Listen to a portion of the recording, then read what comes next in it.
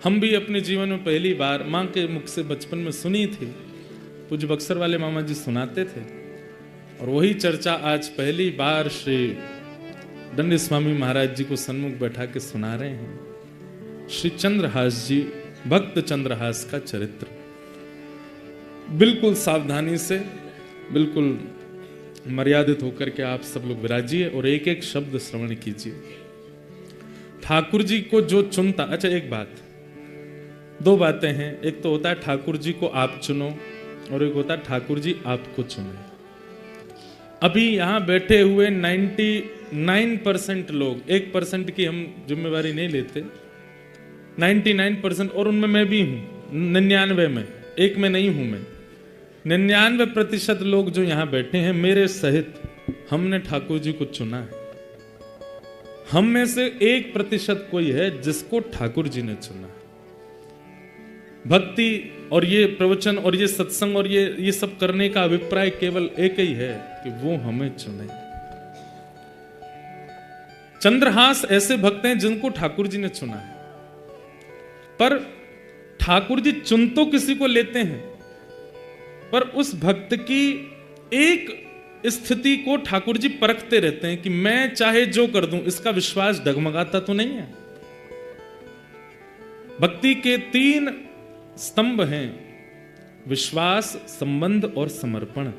अगर इन तीनों में से एक में भी आप कमजोर हो तो ठाकुर जी की भक्ति में आप केवल कर रहे हो, आप चुन रहे हो, वो नहीं चुन रहे आपको। विश्वास, संबंध और समर्पण, 3 भाग। तो कल हम लोगों ने कहां तक प्रसंग सुना था कि गालव ऋषि आए और आकर के दृष्ट बुद्धि की बेटी विषया का उन्होंने जब हाथ देखा तो हाथ देख करके क्या बोले कि परम सुंदर, परम गुणवान एक बालक से इसका ब्याह होगा, और वही बालक कालांतर में कुंतलपुर, जहां के आप मंत्री हो, यहां का राजा बनेगा। ये सुनकर के दृष्ट बुद्धि तो बड़े प्रसन्न हो गए, मेरी बेटी का ब्याह एक राजा से होगा, भावी राजा से होगा। परंतु गालव ऋषि जब बाहर निकले तो बाहर देखा कुछ बालक खेल रहे थे, और उन्हीं में जब दृष्टि पड़ी चंद्रहास जी के ऊपर, ये बालक कौन है? बोले दासी का पुत्र है, इधर बुला। पास बुलाया, माथे की रेखा देखी, सिर पर हाथ रख के बोले भविष्य में, कालांतर में तुम ही कुंतलपुर के राजा बनोगे। सुन करके दृष्ट बुद्धि बोला ये दासी पुत्र राजा बनेगा? बोले हंसो मत, तुम्हारी बेटी का वर्ण भी यही करेगा, यही तुम्हारी बेटी का पति होगा। ऐसा कहकर के गालव ऋषि तो चले गए, लेकिन दृष्ट बुद्धि के मन में आ गया ये मैं होने नहीं दूंगा। मंत्री हूं, राजा नहीं हूं, मंत्री हूं, लेकिन इतनी गरिमा महिमा तो जानता हूं कि अपने पुत्र पुत्री का विवाह मुझे कहां करना है, किससे करना है। ये चलते फिरते फकीर संत कुछ भी बोल जाते हैं, इनकी बातों में कोई सत्यता होती है? अरे मंत्री हूं, राजा से ज्यादा मेरी चलती है। राजा तो सिंहासन पर बैठता है, पर नीचे क्या हो रहा है सब मेरे हाथ में है, मैं देखता हूं। कैसे ये संभव नहीं होगा। और सज्जनता और दुर्जनता की भिड़ंत हुई। परम सज्जन श्री चंद्रहास जी महाराज, और परम दुर्जन कौन? दृष्ट बुद्धि। उनकी सुंदरता देख करके विषया तो तभी मोहित हो गई थी, और सबसे बड़ी बात कि सुंदरता चेहरे में नहीं है, हृदय में है, क्योंकि हृदय में ठाकुर जी हैं। और वही हृदय की सुंदरता, जिसके चित्त में ठाकुर जी होते हैं, उसकी सुंदरता अलग होती है। एक बात सुनिएगा, सुंदर व्यक्ति को देख करके चित्त में काम उत्पन्न होता है, सुंदर व्यक्ति को देख करके चित्त में भोग उत्पन्न होता है, विलास उत्पन्न होता है, तो वो व्यक्ति सुंदर है। लेकिन किसी की सुंदरता देख करके श्री जी प्रकट होती हैं, ठाकुर जी प्रकट होते हैं, वृंदावन प्रकट होता है, व्रज का स्मरण होता है, तो समझ जाओ परम भक्त है। चंद्रहास जी के रूप को देख करके विषया के चित्त में पता नहीं कैसी प्रीति ठाकुर जी के प्रति जागृत होने लगी, और ठाकुर जी के प्रति प्रकट होने वाली उस जय हो भैया, कौन को फोन बज रहा हो इतनी जोर से। ऐसी प्रसन्नता। अब मन बना लिया कि चाहे जो हो, ब्याह तो इसी से करूंगी, बड़ा हो जाए। लेकिन दृष्ट बुद्धि ने मन बना लिया कि इसको नष्ट करना है। सैनिकों को बुलाया, बोले एक काम करना है तुम्हें मेरा। बोले क्या? वृक्षों के नीचे एक बालक घूमता रहता है। बोले हाँ, उसको पकड़ करके ले जाना है और दूर वन में ले जा करके, इतना दूर ले जाना कि खबर भी ना पड़े, दूर वन में ले जाके उसका वध कर दो। और प्रमाण देने के लिए मुझे उसका कोई एक अंग अपने साथ लेकर के आना, जिससे यह प्रमाणित हो जाए कि तुमने उसे मार दिया। सैनिकों ने पूछा महाराज जी उस बालक का अपराध क्या है? बोले अच्छा खबरदार, तुम्हारी हिम्मत क्यों होती है पूछने की? मैं मंत्री हूं, मुझे पता है उसका अपराध क्या है। तुम्हारा यह काम नहीं है कि तुम ये पूछो मुझसे कि उसका अपराध क्या है। उसका जो भी अपराध है मुझे पता है। तुम केवल जितना मैं कहता हूं उतना करो। उस बालक को लेकर के जाओ, कोई देखने ना पाए। बदकों ने कहा महाराज जी हम कहीं गए, हमारे रूप आदि को देख के हमने उसको उठाया, वो चिल्लाया, गांव के लोग आ गए तो बोले रूप बदल के जाओ। बोले क्या रूप बना के जाएं? बोले गले में माला पहन जाओ, धोती पहन जाओ, ऊपर स्वाफा बांध लो, गले में एक झोला टांग लो, संतों का वेश बना लो और सीताराम सीताराम चिल्लाते हुए जाना। सुना है उसको सत्संग कीर्तन बहुत प्रिय है और संतों के पास वो सहज खुद ही चला जाता है। संत बन के जाओगे तो आ जाएगा। सैनिकों ने संतों का रूप धारण कर लिया और संत रूप धारण करके वो सब सैनिक जन गए चंद्रहास जी के पास। चंद्रहास जी बैठ करके भगवत स्मरण कर रहे थे। प्राण श्री कृष्ण, जीवन श्री कृष्ण, मां श्री कृष्ण, पिता श्री कृष्ण, जीवन उद्धारक श्री कृष्ण, सर्वस्व श्री कृष्ण। जैसे ही वे रूप बदल करके चंद्रहास जी के पास पहुंचे, चंद्रहास जी को देखते ही पता नहीं कैसी एक परम शांति सी का अनुभव उनको चित्त में होने लगा। परम शांति का अनुभव देख करके मानो ऐसा मन होने लगा हम और देख लें, इसके पास बैठ लें, इसके रूप को निहारते रहें। इसकी आंखें, इसके नाक, इसका मुख, इसके कान पता नहीं परी अच्छी सी शांति से प्रकट कर रहे हैं। पर सारे सैनिक एक दूसरे के प्रति सोच रहे हैं कि कहीं ऐसा नहीं मुझ में लोभ आ रहा हो, ये सब लोग मेरी स्थिति को देख के कुछ और सोचें। पर वास्तव में सबके चित्त में एक साथ लोभ आ रहा था उसको देखने का। एक सैनिक दूसरे से बोला सुनो मैं तो इस पर मोहित हो रहा हूं, इसको मारने में मैं तुम्हारा साथ नहीं दूंगा, मैं यहीं रुक जाऊंगा, तुम इसको आगे ले जाना। तो दूसरा बोला मेरी भी यही हालत हो रही है। तो तीसरे को बोलते हैं ये ले जाएगा। तीसरे को बोला बोले सुनो तुमसे पहले तो मैं ही लट्टू हुआ जा रहा हूं इस पर। कहने का अभिप्राय जिसके चित्त में ठाकुर जी होते हैं ना, उसको देख करके दुर्जन के भी चित्त में कहीं ना कहीं सहज सरलता आती। ये सब प्रमाण है बंधुओं हमारे भजन का। हमारे अंदर अगर भजन है, ठाकुर जी हैं, तो हमारी उपस्थिति अगर 4 लोगों के चित्त को परिवर्तित नहीं कर रही है तो इसका मतलब है कि भजन नहीं है, आडंबर है। एक को भी अगर परिवर्तित करती है, एक के चित्त में भी कुछ परिवर्तन लाती है, आपका रूप, आपका स्वरूप, आपकी बोली, समझो ठाकुर जी स्तब्ध हो गए। अच्छा एक बात और, हमने हमारे नाना जी से एक बात पूछी। मैंने कहा नाना जी एक बात बताओ। हमारे पूज्य नाना जी पंडित श्री कृष्णलाल शास्त्री जी बड़े अच्छे भागवत के विद्वान और ब्रज साहित्य के विद्वान। उनसे हमने एक बार पूछा, मैंने कि नाना जी जैसे प्रहलाद जी की भक्ति देख करके सारे सैनिक भक्ति करने लगे, भजन करने लगे, हिरण्यकश्यप ने देखा उसके अंदर क्यों कुछ नहीं हुआ? सबके चित्त में हो रहा था तो हिरण्यकश्यप में वही प्रश्न यहां भी उठता है। जब सबके चित्त में चंद्रहास जी को देख करके प्रेम, प्रसन्नता, भक्ति उत्पन्न हो रही है तो फिर दृष्ट बुद्धि के चित्त में क्यों नहीं?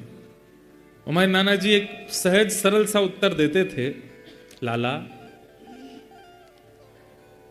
अगर बटन ऑन करोगे तो एक बटन से कई बार वो दीपावली पे लंबी लंबी लाइट्स जलती हैं ना, सारी लाइटें जल जाती हैं, पर वही जलती हैं जिनमें जो फ्यूज नहीं होती, जिनमें करंट पहुंचता है, लेकिन उन्हीं लाइटों में कई बल्ब ऐसे होते हैं वो फ्यूज होते हैं, करंट आने के बाद भी वो नहीं जलते, इसका मतलब वो फ्यूज हैं। कहने का अभिप्राय, ऐसे ऐसे रसिक संत, ऐसे ऐसे महापुरुष लुधियाना आते हैं, दंडी स्वामी जी महाराज की सिद्ध पीठ में बैठते हैं, इतने लोग ये सब जल गए, जितने भी लोग यहाँ खड़े हैं सबके अंदर जो है करंट जैसी गया, सब प्रज्वलित हो गए, पर इतने के बाद भी जो प्रज्वलित नहीं हुआ समझो फ्यूज है, भीतर से खराब है, इतने के बाद भी प्रज्वलित नहीं हुआ। तो हमारे नाना जी कहते हिरण्यकश्यपु फ्यूज है। तो और वही बात यहां आज याद आई कि यहां पे दृष्ट बुद्धि भी फ्यूज है। अच्छा, आदमी फ्यूज कब होता है? आदमी फ्यूज कब होता है? वैष्णव अपराध से। अगर वो किसी वैष्णव के प्रति दूषित बुद्धि रखता है, जैसे कोई रसिक संत हैं, उनके आप प्रणाम करते हो, दर्शन करते हो, उनको वंदन करते हो, उनकी कथा सुनते हो, पर कभी आपके मन में आ गया यार ये उतने ऊंचे हैं नहीं जितना हम सोचते हैं, ये तो ऐसे ही हैं, ये भी हमारी तरह लोभी हैं, ये भी हमारी तरह कामी हैं, ये भी हमारी तरह ही हैं, ये भाव आते ही आपके द्वारा वैष्णव अपराध हुआ, वो फ्यूज हो जाता है। फिर चाहे कितना करंट देते रहो, प्रज्वलित नहीं होगे। उसी के बाद फिर भक्ति सूक्ष्म होनी प्रारंभ हो जाती है, उसी के बाद भाव खत्म होने शुरू हो जाते हैं, नेत्रों के आंसू सूख जाते हैं, फिर कुछ नहीं होता, फ्यूज हो जाते हैं। तो दृष्ट बुद्धि फ्यूज है। लेकिन ये सारे जो सैनिक हैं देख करके चंद्रहास जी को देखते रह गए।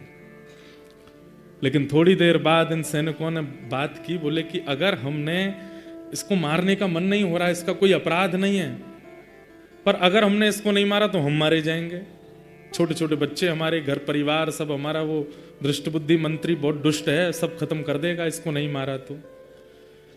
और ऐसा भी नहीं कि हम जाके कह देंगे मार दिया, वो तो प्रमाण मांगेगा, प्रमाण दिखाओ, उसका कोई अंग दिखाओ, क्या काट के लाए हो। सावधानी से सुनना। दृष्ट बुद्धि की आज्ञा की ज्यादा प्रेशर था इनके ऊपर, सैनिकों के ऊपर, तो सैनिकों ने जैसे ही आंख खुली चंद्रहास जी की, देखा ओहो संत जन बैठे हैं, संतों के भेष में थे, तुरंत चरणों में प्रणाम किया।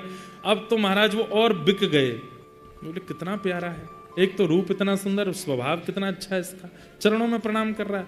तुरंत जल लेकर के आए नदी का, तो चरण धोने लगे, बोले मुझे चरणामृत चाहिए। मेरे गुरुदेव जो मुझे नियम बता के गए, नारद जी महाराज ने चंद्रहास जी को यहां पर अद्भुत ज्ञान प्रदान किया, उसका विषय तो मैंने छेड़ा ही नहीं है।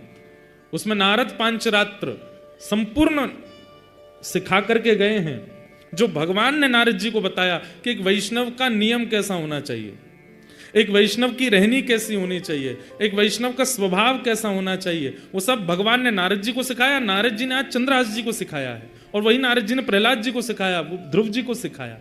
तो उसमें एक नियम है, संत दिखते ही परिचय अपरिचय बाद की बात, दिख रहा है स्वरूप से संत हैं, सबसे पहले प्रणाम करो, और हो सके तो चरणामृत ले लो।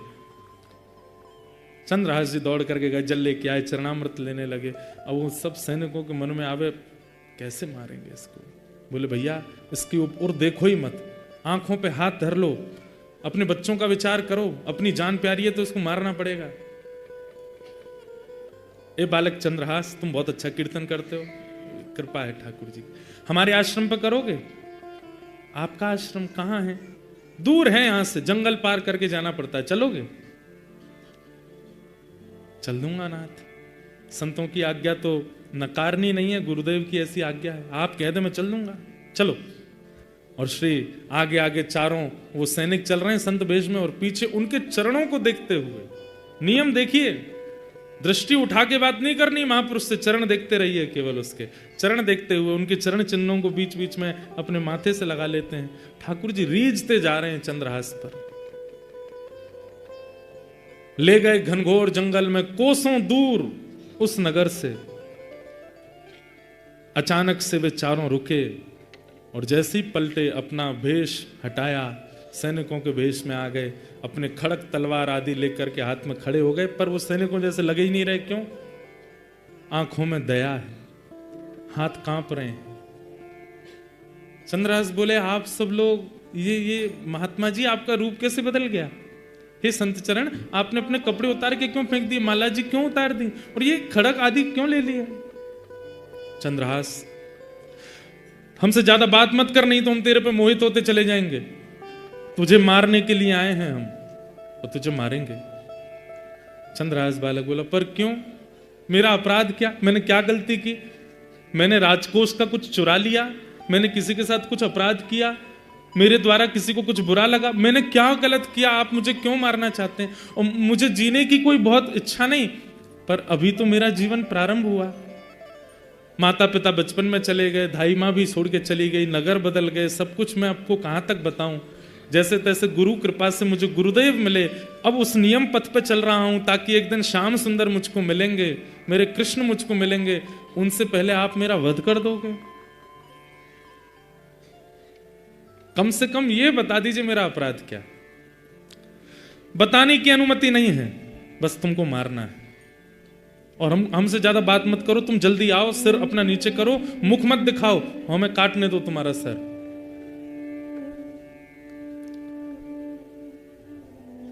चंद्रहास बालक थोड़े घबरा गए, हाथ जोड़ करके बोले, एक आज्ञा चाहिए। बोले क्या? अंतिम इच्छा मैं अपनी पूरी कर सकता हूं। बोले क्या अंतिम इच्छा है? बोले आज सुबह से ठाकुर जी की सेवा नहीं करी, अपने ठाकुर सेवा कर लूं, ठाकुर जी का भोग लगा दूं, चरणामृत पी लूं, उसके बाद ले चलना, मार देना। मैं कहां गली चौबारों में रहने वाला, मैं किससे जाके कहूं कि मुझे बचाओ? कोई है भी तो नहीं मेरा। अब मेरे पास कोई रास्ता नहीं, मरना तो मुझे है ही है, पर मैं अपना नियम तो कर लूं। ठाकुर सेवा? अब तू वापस जाएगा ठाकुर जी लेने? नहीं, ठाकुर जी मेरे कोई सिंहासन मंदिर में थोड़ी है। तो कहां है ठाकुर जी? तुरंत मुंह से ठाकुर जी निकाले, गाल में रखते थे। चंद्रहास देख करके सैनिकों के नेत्र सजल हो गए, हम कैसे मारे इसको? कितना भावुक है, कितना भक्त, मुख में ठाकुर जी लेके घूमता है। मेरे पास कुर्ता भी नहीं है, मेरे पास जेब भी नहीं है, मेरे पास सिंहासन नहीं, इसलिए मुंह में रख के घूमता हूं। गुरुदेव ने आज्ञा दे दी इसलिए, अपने मन से नहीं। तुरंत गए पास के जल में जाकर के शालिग्राम भगवान को स्नान कराया, एक पत्र का आसन बना के उस पर बिठा दिया, पुष्प तोड़ के लाए, उनका वंदन करने लगे। एक मट्टी में ही थोड़ा जल मिला के चंदन रज जैसा बना करके ठाकुर जी का तिलक स्वरूप लगाया, ठाकुर जी की प्रसादी तिलक स्वरूप अपने लगाई, फल तोड़ करके लाए, ठाकुर जी को अमनिया करके पवा दिया। सैनिक जन देख रहे हैं और बस एक दूसरे का हाथ पकड़ के कह रहे हैं, भैया मुझसे ये अपराध नहीं होगा, मैं अपने घर वालों के लिए मरने को तैयार हूं, इसको नहीं मारूंगा। अरे थोड़ा धैर्य रख, मारना है, थोड़ा और साहस कर, मारेंगे हम इसको। अंत में ठाकुर जी के चरणों में प्रणाम करते हुए गाने लगे और गाते गाते ठाकुर जी से बोले, हे नाथ, मैं अपने प्राण त्याग रहा हूं आज आपके चरणों में, बस अपनी एक अंतिम प्रार्थना आपसे करना चाहता हूं।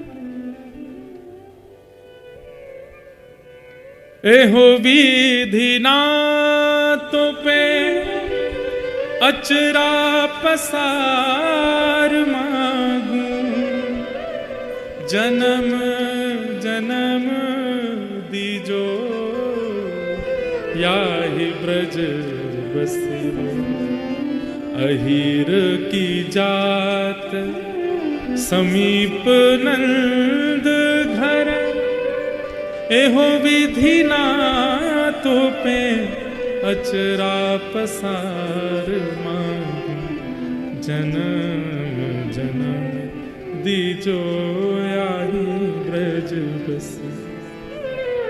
चंद्रहास जी अपनी झोली फैला करके ठाकुर जी से बोले, हे नाथ, पता नहीं इस जन्म पे तो मेरे से क्या ही अपराध हुआ कि बचपन से सब ऐसा हुआ कि मुझे समझ नहीं आता कि मैंने क्या अपराध किया। सब बिगड़ता गया, लेकिन मुझे वो बिगड़ा हुआ नहीं लगा। अच्छा, मुझे गुरुदेव नारद मिले, मुझे आप मिले, आपकी सेवा मिली, बस नाथ एक ही प्रार्थना, अगले जन्म में भी आप मिल जाना, उसके अगले जन्म में भी मिल जाना, उसके अगले जन्म में, और जब जब मैं जन्म लूं आप मुझे मिलते रहना, बस मेरी यही अंतिम प्रार्थना है नाथ। और ये प्रार्थना करके ठाकुर जी के आगे सर झुकाते हुए चंद्रहास बोले, सैनिकों, हे वधिकों, अब आप मेरा सर काट सकते हैं। तुरंत काट दीजिए। मैं देखूंगा नहीं, मैं ठाकुर जी के चरणों में सर झुका के बैठा हूं, आप मेरा सर काट दीजिए। सैनिकों ने तुरंत अपने खड़ग उठाए, हाथ पांव ऐसे कांप रहे हैं उनके। आज वही खड़ग जिससे अनेकों के सर धड़ से अलग किए, आज वो इतना भारी लग रहा है कि उसको 4 मिलकर के नहीं उठा पा रहे। हाथ से खड़ग छूट गया, चरणों में गिर गए, बोले कि चंद्रहास हम नहीं कर पाएंगे, पर तुम बताओ, तुम तो एक भक्त हो, हम मंत्री से कैसे बचे? वो हमें मार देगा अगर हम कोई प्रमाण लेकर के नहीं गए तो। नहीं महाराज, आप मारिए मुझे, आप अपना कार्य कीजिए, आपकी क्या गलती, आप तो मंत्री की आज्ञा मान रहे हैं। तभी एक, अब देखो ये भी ठाकुर जी की कृपा है, ठाकुर जी जो करते हैं सोच समझ के करते हैं। तभी एक सैनिक की दृष्टि पड़ी कि चंद्रहास जी के पैर में 5 नहीं 6 उंगली है। कई लोगों के एक एक्स्ट्रा अंगूठा होता है, कई लोगों के पैर में एक एक्स्ट्रा उंगली होती है, कई लोगों को, उनको कहते तो ऐसा ही है कि वो शुभ होते हैं जिनके 6 उंगली हैं। दृष्टि पड़ी तुरंत, अरे रुको रुको रुको रुको, चंद्रहास अपने पैर दिखाओ। पैर दिखाया तो 5, एक अंगूठा, 4 उंगली और कन्नी उंगली में 1 उंगली और थी। मिल गया, बस थोड़ा कष्ट होगा तुमको, बिल्कुल चुपचाप आंख बंद कर लो अपनी। चंद्रहास जी ने आंख बंद की, करोगे क्या? बोले करो आंख बंद। आंख बंद की, वो उंगली पकड़ के उसको काट दिया और काट करके बोले बस अब तुम भाग जाओ यहां से, दिखना नहीं, हमें प्रमाण मिल गया, हम इसको जाके दिखा देंगे कि मार दिया। उंगली लेकर के आए, छोटा बालक था, मुख लाना हमने उचित नहीं समझा, उंगली ले आए हैं, मर गया चंद्रहास। और चरणों में प्रणाम करके चंद्रहास जी को खूब रक्त निकला। उन सैनिकों ने प्रणाम किया, बोले चंद्रहास तुम भाग जाओ यहां से, अब वैसे ही तुम कोसों दूर हो और दूर चले जाओ, और जीवन में कभी अवसर मिलेगा तो फिर देखेंगे तुमको, हम सौभाग्य मानेंगे तुम दोबारा मिले तो। उंगली छोटी सी काट करके ले गए सैनिक जन, इतने नाचते हुए आ रहे थे क्यों? मारना भी नहीं पड़ा, काम भी हो गया। यहां पर दृष्ट बुद्धि मंत्री सैनिकों को देखता है, बड़े खुश लगते हो ऐसा लगता है काम हो गया। जी हुजूर, काम कर दिया हमने, प्रमाण दिखाओ। उंगली दिखाई, देख करके हंसने लगा दृष्ट बुद्धि। संत बोलता था उससे ब्याह होगा मेरी बेटी का, संत बोलता था वो राजा बनेगा यहाँ का। ये सब संत वंत कुछ नहीं होते, इनकी बातें ऐसी रहती हैं। और अब देखो अपनी पुत्री का ऐसे कुल में ब्याह करूंगा और देखना फिर क्या होता है। अब हो गया पत्ता साफ। और ये गालव ऋषि, इनको तो कभी बुलाना ही नहीं अपने यहाँ, कुछ भी बोल जाते हैं। मंत्री से बड़े थोड़ी होते हैं संत ऋषियों की वाणी। यहां पर चंद्रहास जी थोड़े लंगड़ा रहे हैं, पैर में चोट है, रक्त बहुत निकला। अपने शालिग्राम जी को मुख में धर के कुछ फल आदि पा लिए थे, वहीं सो गए, एक वृक्ष के नीचे सो गए ठाकुर जी का स्मरण करके। पास में एक देश था, एक नगर था, और उस नगर का नाम था चंदनावती नगर राज्य। और उस नगर का राजा था, उसका नाम था कुलिंद राजा, उसकी पत्नी का नाम था मेधावती। ये कुलिंद राजा जो थे, इनके कोई संतान नहीं थी। इन्होंने अपने यहाँ ज्योतिषियों को बुलाया कि भाई मेरा वंश आगे चलेगा कि नहीं, मेरा कोई उत्तराधिकारी बन पाएगा कि नहीं, हम दोनों वृद्ध होते जा रहे हैं। तो ज्योतिषियों ने बताया, बोले आपका वंश तो आगे नहीं बढ़ेगा, तो फिर कुलिंद नगर का राज्य का राजा कौन होगा? तो उन्होंने देखा, बोले कि महाराज आपको एक यज्ञ करना पड़ेगा, और उस यज्ञ की पूर्णाहुति कलश लेकर के आपको जंगल में एक सरोवर है, वहां जाना पड़ेगा, वहां स्नान करना पड़ेगा। जब आप वहां से लौट करके आ रहे होंगे तब आपको एक बालक मिलेगा, वही बालक आप गोद लेंगे और वही बालक कुलिंद देश का राजा बनेगा। ठाकुर जी जैसे स्क्रिप्ट राइटिंग कोई नहीं कर सकता भैया ऐसी सुंदर डायरेक्टर हो तो ठाकुर जी जैसे। हम सबकी स्क्रिप्ट लिख रखी है उन्होंने, कब कहां क्या हो जाए कुछ नहीं पता है। अब सोचिए, अब कुलिंद राजा, उसने अनुष्ठान किया, अनुष्ठान करने के बाद यज्ञ विसर्जन के लिए सरोवर स्नान करने जा रहा है। सरोवर में स्नान करके जैसे ही लौटे तो कहा था सैनिकों ने कि वो ब्राह्मणों ने, लौटते समय बस ध्यान से देखते आना एक बालक मिलेगा। लौटते समय जब आ रहे थे तभी दृष्टि पड़ी एक वृक्ष के नीचे चंद्रहास जी बैठे, ठाकुर जी का स्मरण कर रहे हैं। जाते ही राजा ने उनके पास बैठे बोले, पूछ तो लूं कहीं किसी का बेटा ना हो, कहीं किसी और का ना हो, मेरे को तो अनाथ बालक चाहिए जिसको मैं अपने कुल दीपक बनाऊं। ये कौन है, इसकी जानकारी तो ले लूं। पूछा कि तुम कौन हो, तुम्हारा नाम क्या है। तो कितना सुंदर शब्द है। चंद्रहास जी कहते हैं, मात पिता सब कृष्ण है, मात पिता सब कृष्ण है घर यह आकाश। मेरे माता पिता कृष्ण हैं और ये आकाश ही मेरा घर है।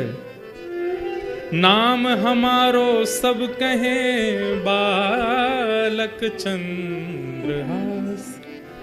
माता पिता सब कृष्ण है, घर है यह आकाश, और सब चलते फिरते बोलते थे इसलिए अपना नाम पता चला, मेरा नाम है चंद्रहास। सुन करके राजा चकित हो गए, अपनी रानी को देखने लगे। तुम्हारी माँ कौन है? बोले कृष्ण। पिता? वो भी कृष्ण। ताऊ चाचा सब कृष्ण। आकाश ही मेरा घर है, मेरा नाम चंद्रहास। मतलब अनाथ नहीं, नाथ तू अनाथ को। भगवान का नाम नाथ है, द्वारिका नाथ, जगन्नाथ, श्रीनाथ, सब जगह नाथ हैं। और नाथ का मतलब क्या होता है? रक्षक, स्वामी। अगर आप नाथ हैं, नाथ, तो मुझसे बड़ा अनाथ कोई नहीं है। हम सबको कहना चाहिए, नाथ तू अनाथ को तो अनाथ कौन मोह। आप सब अनाथ नहीं है? सबको लगता है कि ये उमेरो ये उमेरो। अच्छा, कल रिजाइन दे दीजिए अपने काम से, कमाई छोड़ करके घर पे बैठो, पत्नी से कहो चलो आलू पराठा बनाओ। आज काम पे नहीं जाना? नहीं जा रहे, छोड़ दिया। पत्नी एक बार, अच्छा मेरे पास रहना घर पे, बड़े वाले गिलास में लस्सी लेके आओ, इतना बड़ा पंजाबी गिलास, पियो। शाम को बोलो आज कुछ और बनाओ, पिज्जा बनाओ, रात्रि में ये वाला पराठा बनाओ, सुबह ये बनाओ। 1 दिन 2 दिन 3 दिन, हर दिन डिमांड करो। 7 दिन बाद रसोई पे खड़ी खड़ी बोलेगी खाना ही है कि कमाना भी है। देवी अब कमाई उमाई कुछ नहीं, अब तो तांडव पट्टा से, तो कल परसों की व्यवस्था कैसे होगी? भगवान देखेंगे। पत्नी हो, बच्चे हो, माँ हो, पिता हो, सगे हो, संबंधी हो, 7 दिन में खलने लगोगे उनको। 7 दिन बाद प्रिय नहीं लगोगे। इच्छा होने लगेगी कि बस ये पड़ा ही रहेगा क्या, कुछ करना नहीं इसको। हम किसी के प्रिय इसलिए हैं क्योंकि हमसे उसका कोई स्वार्थ है। मानते तो हमारा भी परिवार है, हमारा भी सब कुछ है, हम बोल रहे हैं यहां बैठ करके, पर मुझे भी पता है, आपको भी पता है, स्वार्थ लाग करहि सब प्रीति। अपना कौन है? तो फिर हम अनाथ नहीं हुए। एकमात्र ठाकुर जी ऐसे जिनका हमसे कोई काम नहीं बनने वाला, फिर भी हमारे लिए बैठे। वास्तविक नाथ तो वही है। भोग मत लगाओ ठाकुर जी का, फिर भी बैठे रहेंगे आपके घर पे। वस्त्र मत बदलो ठाकुर जी का, फिर भी बैठे रहेंगे। इत्र मत लगाओ, फिर भी बैठे रहेंगे। आरती मत करो, फिर भी बैठे रहेंगे। करोड़पति हो जाओ, फिर भी बैठे रहेंगे। खाकपति हो जाओ तो भी कह देंगे कोई बात ना, मुंह तो कोने में धर के लई चल संग में। कोई तेरा साथ छोड़ दे, मैं ना छोड़ूंगा, मैं तेरे संग ही रहूंगा। तो रोड पर रहे, कुटिया में रहे, कोई यहाँ किराए पर रहे या महल में रहे, एक बार ठाकुर जी आ गए, अंतिम श्वास तक नहीं छोड़ेंगे। सबसे बढ़िया संबंधी ठाकुर जी हैं, अंतिम दिन तक साथ रहते हैं। तो हम वास्तव में नाथ कौन है? वही नाथ है। नाथ तो अनाथ को अनाथ कौन मोसो, जो त्यों तुलसी कृपाल चरण शरण चेरो। मुंह समान आरत नहीं, आरत हर तो सो। तू दयालु दीन हो, तू दानी हो भिखारी, हो प्रसिद्ध पात की तू पाप पुंजहारी। ठाकुर जी कितना कहां क्या किसका सोच के बैठे हैं, कुछ नहीं पता है। चंद्रहास जी महाराज को पिताजी मिल गए, माताजी मिल गए, लेकिन देखिए कितनी अद्भुतता। मैं तो चरित्र सुन के इतना आनंदित हुआ हूं, पढ़ करके इतना सुख मिला कि आपको सुनाने में मुझे बहुत प्रसन्नता हो रही है। चंद्रहास जी से आज्ञा ले रहे हैं राजा रानी, देखो हमारे कोई संतान नहीं है, हम पास के चंदनावती देश के राजा हैं, और हमको एक ब्राह्मणों ने कहा था कि हमको एक बालक मिलेगा मार्ग में, अनाथ बालक, उसको हम अपना बालक बना, उसी को हम अपनी राज्य का राजा बनाएंगे, उसी को अपना उत्तराधिकारी बनाएंगे। तुम हमारे पुत्र बन सकते हो, हम दोनों को अपने माता पिता रूप में स्वीकार करोगे? तुम जो कहोगे वो हम करेंगे। मतलब जैसे कोई लड़का लड़की का ब्याह होता है, ऐसे संबंध हो रहा है। ये सुनकर के चंद्रहास जी महाराज बोले, देखिए माता पिता तो मेरे कृष्ण हैं, उनके अलावा मैं किसी को मानता नहीं, पर आपको पुत्र की आवश्यकता है, इसलिए मैं आपकी भरपाई तो कर दूंगा, लेकिन मेरी एक शर्त है। क्या? मेरे भजन में, मेरे साधन में, मेरी सेवा में आप विक्षेप तो नहीं करेंगे? मुझे ठाकुर जी के भजन में दिक्कत तो नहीं देंगे? अरे क्यों देंगे हम दिक्कत? तुम्हारे लिए एक छोटा महल बनवा देंगे, तुम राजकुमार होगे उस देश के, प्रेम से रहना, अनेक सेवक हूं। नहीं, मुझे कोई सेवक नहीं चाहिए, मैं अकेला अपने ठाकुर जी की सेवा अपने हाथ से करूंगा, बस मुझे इतना वचन दे दीजिए, मेरी सेवा में आप विक्षेप नहीं डालेंगे तो मैं चलूं। हमें मंजूर है बालक, हम कोई तुम्हारी विक्षेप नहीं, तुम खूब प्रेम से सेवा करना, 24 घंटा लगे रहना सेवा में, बस तुम हमें स्वीकार करना। ठीक है, अगर आप मेरी भक्ति में बाधक नहीं बनेंगे तो मैं पुनः कह दूं, माता पिता तो मेरे कृष्ण हैं, पर आपका पुत्र मैं बन जाता हूं। और श्री चंद्रहास जी ने उस राजा, कुलिंद राजा को अपने आप को पुत्र रूप में प्रदान कर दिया कि आप मुझे ले चलो। सिंहासन पर बैठे महाराज, पुष्प वर्षा हो रही है, लाखों की तादाद में पूरा चंदनावती नगर देख रहा है, हमारा राजकुमार आ रहा है बैठ करके, और रथ में बैठ करके श्री चंद्रहास जी पधारे। ये ठाकुर जी की लीला है भैया, कहां क्या करें, बस उन पर भरोसा रखो। हम लोग कैसे हैं पता है, बीमार हो गए, 7 दिन दवाई से ठीक नहीं हो रहे, अब क्या करें, ऊपर का कोई चक्कर है हमारे ऊपर, यहां पर ये कर आओ, वहां पर वो कर आओ, उधर से वो कर आओ, उधर से वो कर आओ, यहां से ऐसे। ठाकुर जी पे भरोसा क्यों नहीं रखते हैं? ठाकुर जी का चक्कर क्यों नहीं है आपके ऊपर, ये दूसरों का ही चक्कर क्यों है हमारे ऊपर? प्रहलाद जी महाराज कहते हैं, कृष्ण ग्रह ग्रहितात्मा नवेद जगदीश्वर। जब अनेक प्रयासों से नहीं मर रहे थे प्रहलाद जी, तब हिरण्यकश्यप ने पूछा, तूने कोई टोना किया है क्या, कोई टोटका है क्या, ये कोई प्रेत तेरी रक्षा कर रहा है क्या? बोले पिताजी ऐसा मत कहो, कोई प्रेत नहीं है, कोई टोना टोटका नहीं है, ना तो मेरा राहु बलवान, ना मेरा केतु बलवान, ना मेरा गुरु बलवान, ना मेरा सूर्य बलवान, ये सारे ग्रह नक्षत्र सब है ही नहीं, एक ग्रह है मेरे जीवन में, क्या? कृष्ण ग्रह। मीराबाई कहती हैं, बड़ी देर में ताली बजी भैया, मैं तो गोविंद रा गुण गासू, राणा जी रूठे तो मने काय करस, मैं तो गोविंद रा गुण गासू, राणा जी। मीराबाई को सब बोलते हैं तू भजन छोड़ दे, तेरे कुल परिवार के सब लोग तुझे इतना टोकते हैं, रोकते हैं, मारते हैं, क्या क्या करते हैं, विष पिलाते हैं, फिर भी तू हरि गोविंद का गुण गाती है। अरे वो राजा रूठ जाएगा तेरे से, राणा रूठ जाएगा, किसी दिन रात्रि में कुछ कर देगा, तेरा गला सर से धड़ से अलग हो जाएगा। मीराबाई कहती हैं, एक राजा रूठे उसके लिए मैं अपना हरि नाम छोड़ दूं, और कहीं वो विश्व जगत का राजा रूठ गया तो, कहीं वो त्रिलोकीनाथ रूठ गया तो मैं क्या करूंगी? एक राजा के रूठने की मुझे चिंता नहीं, बस वो नहीं रूठना चाहिए। रूठे चाहे राजा वासे कछु ना काजा, एक तू ही महाराजा और कौन पास जाएंगे। रूठे चाहे भाई वासे कछु ना भलाई, एक तू ही है सहाई और कौन को सराएंगे। रूठे चाहे शत्रु और मित्र आठों याम, एक तेरे चरणन के नेह को निभाएंगे।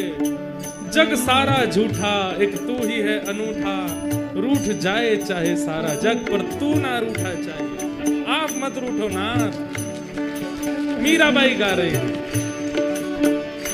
मैं तो गोविंद गुण गासूं, राणा जी रूठे तो मने काय करसे। गोविंद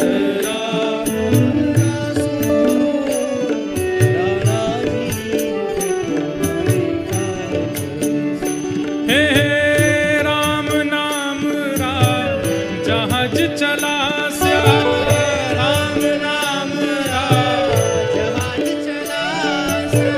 राम नाम रा जहाज चला स्या, राम नाम रा जहाज चला।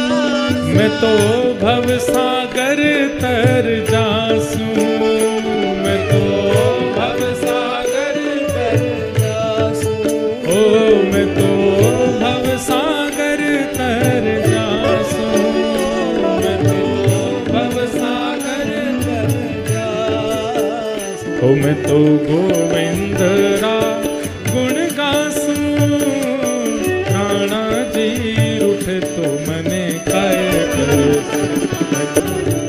ओ हूँगी मैं बैराग, मैं बैराग। बोलो भक्त वत्सल भगवान की जय। भरोसा रखो भैया ठाकुर जी पे। ठाकुर जी ने कछु अच्छो ही विचार करके रखो है सबके जीवन के लिए। चंद्रहास जी महाराज अगर दुखी हो गए होते, ठाकुर जी ने तो बचपन से ही कष्ट दिए हैं, बचपन से ही पीड़ा दी है, तो आज एक नगर के राजकुमार भी तो बन गए। बस धैर्य रखा, ठाकुर जी की हर गतिविधि पर विश्वास है कि नहीं बढ़िया ही होगा, प्रतीक्षा करो, थोड़ा धैर्य रखो, थोड़ी प्रतीक्षा करो, कुछ अच्छा होगा। रक्त तक निकल सकता, उंगली तक कट जाएगी, प्राण तक निकलने की स्थिति आ जाएगी, पर धैर्य रखो। ठाकुर जी धैर्य परखते हैं।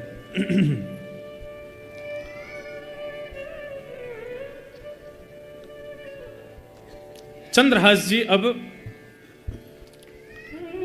चंदनावती राज्य के राजकुमार हैं। राज्य में आते ही पिता ने आज्ञा दी, बेटा चंद्रहास अब तुम देखो ये मर्यादा है कुल की, तुम्हें विद्यालय पढ़ने जाना होगा। विद्यालय गए। विद्यालय जाकर के चंद्रहास जी ने पूरी शिक्षा ग्रहण की, जैसी शिक्षा एक राजकुमार को प्राप्त होनी चाहिए वो सब शिक्षा ग्रहण करके वापस आए। वापस आकर के पिता ने उत्तराधिकारी रूप में उनको घोषणा करके पूरे नगर के सामने घोषणा कर दी कि भाई ये हमारे उत्तराधिकारी।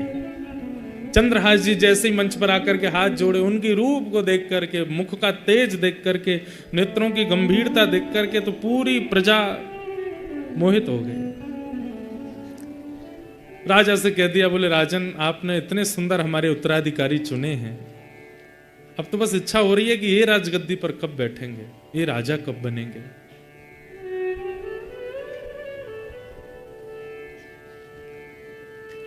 अब यहां एक ठाकुर जी बहुत दिन तक सब कुछ बहुत स्मूथ नहीं चलने देते, कुछ ना कुछ तो फिर आता ही है। और अब क्या हुआ, यहां जो कुंतलपुर जहां चंद्रहास जी दासी के साथ गए थे, वहां के राजा ने मंत्री दृष्टबुद्धि को बुलाया और कहा कि भाई एक पास में नगर है, उसका नाम है चंद्रावती। बोला हाँ, बहुत महीने निकल गए, बहुत साल वर्षा होने को आया है, महीने का कर नहीं चुकाया राजा ने, उसके कर नहीं आया। ऐसा लगता है कि प्रजा के कर से खूब आनंद ले रहा है। बोले क्या करें आप आज्ञा करो। बोले सेना लेकर के जाओ, और सेना लेकर के जाकर के या तो राजा से कर वसूल के लाओ और दुगना कर लेके आना, और देने से मना करे तो चढ़ाई करके उसको नष्ट कराना। कौन जा रहा है? दृष्ट बुद्धि। और जिस नगर में जा रहा है वहां का राजकुमार कौन है? चंद्रहास। दृष्ट बुद्धि ने तैयारी कर ली अपने सब सेना की, बोले ले लो तीर कमान तलवार सब धर लो, चंदनावती नगर जाना है और वहां जाकर के राजा से कर मांगना, नहीं देगा तो उसको मार देंगे, उसको उसकी पूरी प्रजा को। और आजकल हमने सुना नया राजकुमार बनाया उसने। अब ये तैयारी हो रहे थे तो इनकी पत्नी, दृष्ट बुद्धि की पत्नी आकर के बोली, सुनिए आप मंत्री पद पे इतने व्यस्त रहते हैं, आपको घर परिवार का बिल्कुल ध्यान नहीं रहता, विषया बड़ी होती जा रही है, उसके लिए सुंदर वर ढूंढ लेना। और अपने नगर में तो करने में संकोच होता है, प्राचीन काल में एक ही शहर में ब्याह कम होते थे, थोड़ा दूसरे नगर के लोगों से करते थे। बोले वहां चंदनावती में अगर कोई अच्छा लड़का मिले तो देख के आना, थोड़ी दृष्टि इस रूप में भी घुमाना, केवल कर वसूलने की भावना से मत जाना, आंखों को थोड़ा ऐसे भी घुमाना, मेरी बेटी है उसके लिए कोई सहयोग वर मिले मुझे। खिड़की पर खड़ी खड़ी विषया सुन रही थी। पुत्री, हाँ पिताजी, कैसा वर चाहिए? ऐसी कोई इच्छा नहीं पिताजी, आप जो ढूंढेंगे अच्छा ही होगा, पर बस रूप सुंदर हो, गुण का अच्छा हो, बस और कोई मुझे ज्यादा विशेष धन से मुझको कोई लोभ नहीं, घर परिवार कैसा भी हो, बस रूप सुंदर हो और स्वभाव का मधुर हो। धृष्टद्युम्न ने बुलाया, सिर पे हाथ धरा, बोले मैं ढूंढ के लाऊंगा तेरे लिए, अच्छा वर ढूंढूंगा, चिंता मत कर। राजा ने जो कर मांगने को कहा वो बाद में होगा, पहले तेरे लिए पूरा नगर घूमूंगा, अगर कोई अच्छा लड़का मिला चंदनावती में ही कोई लड़का ढूंढ के तेरा ब्याह करूंगा। जी पिताजी। यहां दृष्टद्युम्न, वो दृष्ट बुद्धि अपने पूरी सेना लेकर के निकल रहा है और वहां चंदनावती के राजा को अचानक याद आया और उसने चंद्रहास जी को बुलाया। पुत्र चंद्रहास, राजकुमार चंद्रहास, बोले जी तुम मिले तो हम तो इतने खो गए तुम में, इतना प्रेम तुमसे बढ़ गया, इतने आनंद में मैं और तुम्हारी माँ रहने लगे कि हमने एक बहुत बड़ी गलती कर दी। बोले क्या? हमारा जो मुख्य राज्य है जिसके अंतर्गत हम आते हैं वो कुंतलपुर है, वहां के राजा को हम हर महीना कर देते हैं, वो कर तो हमने दिया ही नहीं। बेटा वो कर पूरा वापस करना है राजा को, और मेरे मन ऐसा है कि तुम भी साथ चलो, मैं राजा से थोड़ा परिचय भी करा दूंगा कि हमारे राजकुमार। जो आज्ञा पिताजी। और सुनो, कर थोड़ा जितना है उसका दुगना ले लेते हैं, कहीं राजा क्रोधित ना हो, उसको दे आते हैं, बड़े राजा तो वही है, हमारा तो नगर छोटा है। जी पिताजी। पूरी तैयारी होने लगी, यहां पर सब कर आदि इकट्ठा करने लगे, सब धन आदि सब बैलगाड़ियों में सजाने लगे। इतने में ही शंखनाद हुआ। बोले शंखनाद किस बात का? बोले कुंतलपुर के महामंत्री दृष्ट बुद्धि अपनी सेना लेकर के आए हैं और राजा को कह रहे हैं कि वो स्तब्ध हो जाए, उससे कुछ कठिन चर्चा करनी है हमें।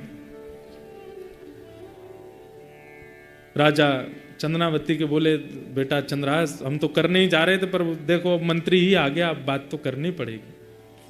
अंदर सिंहासन पर जाके बैठे मंत्री, बड़े नगर का मंत्री भी राजा के समान पूजनीय, उसका खूब स्वागत किया, वंदन किया, ला करके बिठाया।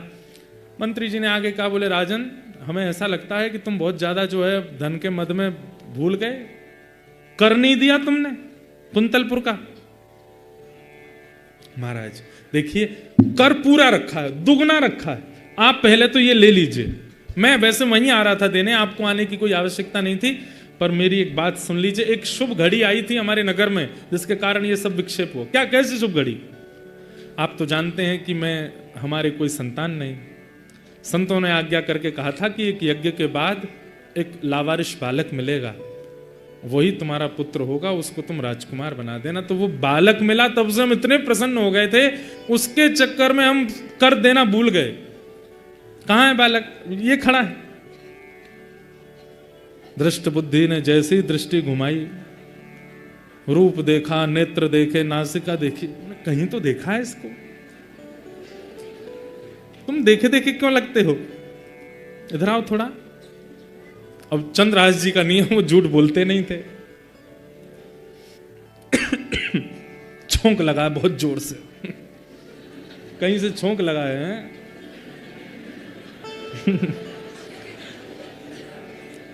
दृष्ट बुद्धि के मन में लगा है मिर्ची का छोंक। कथा चल रही है और घटने लग जाए स्थिति, समझो कि वास्तविक में सुन रहे हैं आचार्य चरण। दृष्ट बुद्धि के छोंक लग गया चित्त में, बोले कि हे दृष्ट बुद्धि, कहीं ये वही तो नहीं जो तुम सोच रहे हो? नहीं नहीं, वो कैसे हो सकता है? उंगली तो मेरे पास ही रखी है, वो तो नहीं होगा। चंद्रहास जी मंद मंद मुस्कारे, तुम हंस क्यों रहे हो मुझे देख के? महाराज सुनो, इधर आओ, पादुका उतारना अपनी। चंद्रहास जी बोले जी। जैसे ही पादुका उतारी तो इकन्नी उंगली के पास में, अब वो कटा हुआ थोड़ा दिखता तो है ही, उसका वो भले भरा हुआ, जैसे ही देखा, तुम्हारे पहले 6 उंगली थी क्या? जी। हे भगवान, मेरा नाम दृष्ट बुद्धि, मेरे साथ इतना बड़ा अत्याचार अन्याय, मेरी प्रजा खेल गई मेरे साथ। मैं इतना घमंड करता था कि मेरे जैसा महामंत्री नहीं मिलेगा किसी को, सेना इशारे पर नाचती है, मेरे साथ ऐसा कर दिया। तुम्हारा नाम चंद्रहास है? चंद्रहास जी हंस गए, जी महामंत्री जी, मैं चंद्रहास हूं। इतने में राजा आया कंधे पर, हमने इसका राज्य तिलक आदि तो कर ही दिया है, अभी हमारा राजकुमार है, भावी हमारी चंदनावती का राजा। जैसे ही कई राजा तो सब चिल्लाने लगे, चंद्रहास राजकुमार की जय हो, चंद्रहास राजकुमार की जय हो। दृष्ट बुद्धि खड़ा खड़ा देख रहा है, दांत कसकसा रहा है। हाँ, बहुत अच्छा, बहुत अच्छा, सुंदर पुत्र है तुम्हारा, अच्छा बालक मिला, भगवान की कृपा है तुम्हारे ऊपर। बस यही कारण था कि हम कर नहीं दे पाए, इसकी लाड़ प्यार में और इसके उसमें हम इतने व्यस्त हो गए। पर महाराज जी आप चिंता ना करें, ये दुगना कर है। 1 साल का कर नहीं दिया मैंने, ये 2 साल का कर दे रहा हूं। और इसका मतलब ये नहीं अगले साल नहीं दूंगा, ये 1 साल का अधिक मैंने अपनी तरफ से प्रसन्नता में दिया है राजा के लिए। मंत्री दृष्ट बुद्धि की तो बुद्धि काम कर नहीं रही, वो तो चंद्रहास को देखें और उनको ये याद आवे, वो संत कह के गए थे यही पति बनेगा तुम्हारी बेटी का। चंद्रहास को देख करके, अब उनका नाम ही है धृष्ट बुद्धि, जिसकी बुद्धि परम धृष्ट है। एक योजना बनाई, अभी भी मान नहीं रहा है, अभी भी देख नहीं समझ नहीं पा रहा है कि मैं इतनी योजना बना ली तब भी बच गया, अब भी उसको मारने का प्रयत्न। क्या किया? राजा तुमने ये गलती तो की कि तुमने कर नहीं दिया 1 साल का, लेकिन इससे भी बड़ी गलती तुमने एक और की है। तो चंदनावती का राजा बोला क्या? भाई तुम कुंतलपुर राजा के अंतर्गत आते हो, बिना उनकी आज्ञा के और बिना उनको निमंत्रण दिए तुमने राजकुमार घोषित कैसे किया? ये राज परंपरा के विरुद्ध है। अगर उनको पता चलेगा कि तुमने उनको निमंत्रण तक नहीं दिया, उनसे पूछा तक नहीं, अरे एक विशेष राजा के नीचे जितने राजा होते हैं उन सबको अपना उत्तराधिकारी बड़े राजा से पूछ के रखना होता है, तुमने पूछा कुंतलपुर के राजा से? सुनते ही चंदनावती के राजा तो घबरा गए। महाराज अब आप देख लीजिए ना बात कैसे संभलेगी। मेरे लिए बहुत मुश्किल से मुझे उत्तराधिकारी मिला है और मैं इससे बहुत प्रेम करता हूं। कहीं क्रोध में आकर के उन्होंने मना कर दिया कि इसकी राजकुमारिता निरस्त करो और हम जो कहेंगे वो राजकुमार, वो मुझसे सहन नहीं होगा, इसी को राजकुमार रहने दीजिए, आप मेरी थोड़ी सहायता कर दीजिए। मंत्री दृष्ट बुद्धि बोले मैं तो तुम्हारा मित्र हूं ना, तुम्हारी सहायता ही करूंगा। अब एक काम करते हैं। बोले क्या? मैं एक पत्र लिखता हूं और पत्र लिख करके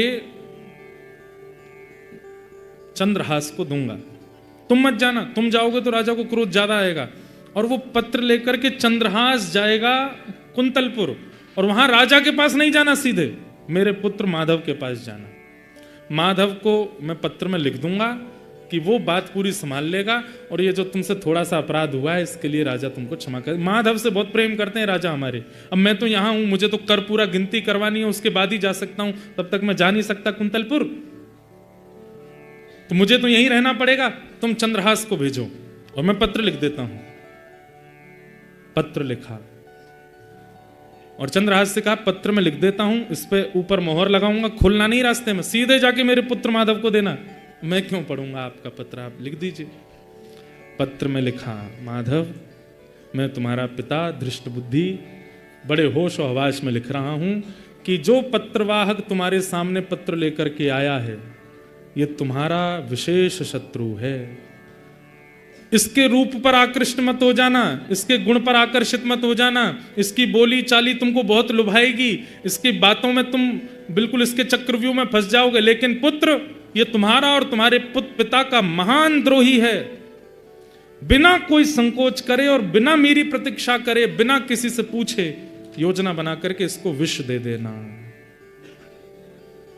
नीचे अपना सिग्नेचर कर दिया धृष्ट बुद्धि और लिख करके उस पर सील लगा दी, ऊपर स्टैंप लगा करके ऊपर लिख दिया प्रिय माधव। चंद्रहास इधर आओ, खोलना नहीं इसको। नहीं मैं क्यों खोलूंगा, लेके जाओ और सीधे मेरे पुत्र माधव के पास जाना, जाकर के उसको दे देना, वो सब बात संभाल लेगा। राजा मैंने संभाल ली तुम्हारी। अरे मंत्री जी आप तो बड़े हमारे कृपालु, कितनी कृपा आपकी हमारे ऊपर है। निकल पड़े चंदनावती से। रात्रि में एक घोड़े पर बैठ करके परम भक्त श्री चंद्रहास जी रस्ते भर कीर्तन करते जा रहे हैं ठाकुर जी का स्मरण करते हुए जा रहे हैं, बड़े भाव से ठाकुर जी को याद कर रहे हैं। रात भर हो गई चलते चलते, सुबह पहुंचे कुंतलपुर। बहुत सुंदर कथा है बंधुओं, भाव से सुनो, ठाकुर जी कैसी कृपा करते हैं। कुंतलपुर जैसे पहुंचे तो ये तो इनका पुराना नगर था ही, बचपन की सारी यादें आ गई। मेरी माँ मुझे लेकर के यहाँ आई थी, यहाँ पे हम लोग रहे थे, ये मंत्री जी का घर है, यहाँ पे हम खाते थे, यहाँ पे खेलते थे, सब मन में घूमने लगी बातें। दृष्ट बुद्धि ने विचार किया, वो चंद्रहास जी ने विचार किया, सुबह सुबह का समय है, अभी तो सब भोर में जग रहे होंगे, अभी सीधे माधव के पास जाना, मुझे लगता है कि वो भी स्नान ध्यान कर रहा होगा, अभी क्या सीधे उसके पास जाता हूँ, ये पास में बगीचा है, यहाँ पर रुक करके थोड़ा अपने ठाकुर जी की सेवा कर लूँ, स्नान ध्यान कर लूँ और सेवा आदि करके फिर चलेंगे माधव के पास। बगीचे में पहुंचे, जाके स्नान किया, सरोवर में जल लेकर के अपने मुख से ठाकुर जी निकाले, सेवा करी, सेवा आदि करके ठाकुर जी को बढ़िया प्रसाद भोग लगाया फलों का। फल पा लिए तो चंद्रहास जी रात भर सोए नहीं, घोड़ा चलाए थे तो थोड़ी थकान सी लगी उनको। अपनी पाग उतार के नीचे रखी, पाग के ही जैसे ऐसे पाग बांधते हैं तो एक पाग के छोर में ही वो पत्र रखा था, रख दिया। अपने हाथ के तकिया लगा करके ठाकुर जी के ऊपर एक उंगली रख के मेरे पास रहें, उस भाव से सो गए।